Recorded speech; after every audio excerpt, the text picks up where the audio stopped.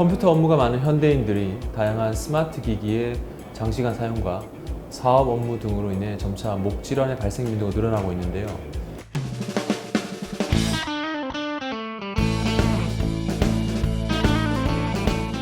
부산 큰TV 의사가 알려주는 의학 정보. 이 시간에는 목 디스크의 질환에 대해서 자세히 알아보도록 하겠습니다. 목 디스크는 경추 뼈와 뼈 사이의 추간판이 탈출하거나 파열돼 경추 신경이 자극받아 목, 어깨, 등, 팔 통증과 신경학적 증상이 나타나는 질환입니다. 흔히 척추질환을 이야기할 때 자주 언급되는 추간판은 척추의 마디마디 사이에 충격을 흡수해주는 역할을 하는 연결 조직입니다. 추간판 내에는 유동성을 가진 핵이 들어있고 그 외벽은 양파 껍질 모양의 섬유질로 되어 있습니다.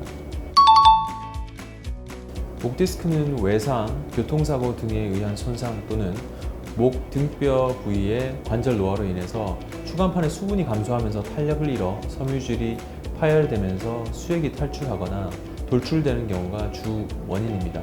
최근에는 스마트폰 장시간 사용으로 인해서 젊은 환자분들에게도 목 디스크가 증가하는 추세입니다. 디스크가 빠져나온 정도나 방향에 따라 증상이 다르나 크게 세 가지를 들 수 있습니다. 목 디스크가 측방으로 나와 경추 신경근을 압박하는 경우 팔과 손으로 뻗어나가는 통증이 나타납니다.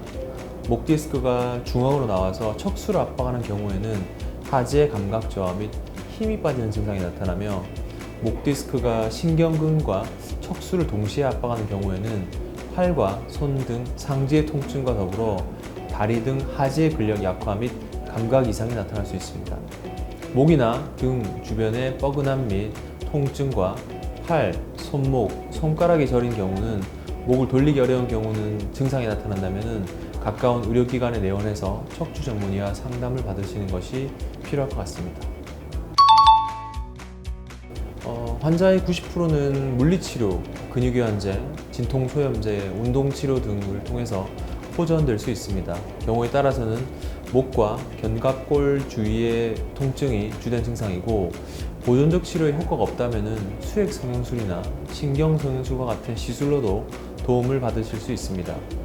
목 디스크 환자 중에 수술을 받는 경우는 치료를 받고 있는데도 불구하고 배뇨장애가 심하거나 신경이 마비된 경우, 심한 통증으로 물건을 제대로 잡을 수 없는 등 일상생활이 어려울 경우 수술을 선택하는 것이 좋습니다. 최근에는 목 디스크 자체를 양방향 내시경을 통해서 디스크 부위를 관찰하면서 튀어나온 디스크를 제거하는 수술과 현미경을 통해서 디스크를 제거하고 인공 디스크나 뼈로 대체하는 방법 등이 있습니다. 네, 57세 남자 환자분으로 내원 전에 우측 상지 방사통만 있으셔서 초음파 하에 경추부 신경타산술을 시행하고 경과를 보시던 분이셨는데요.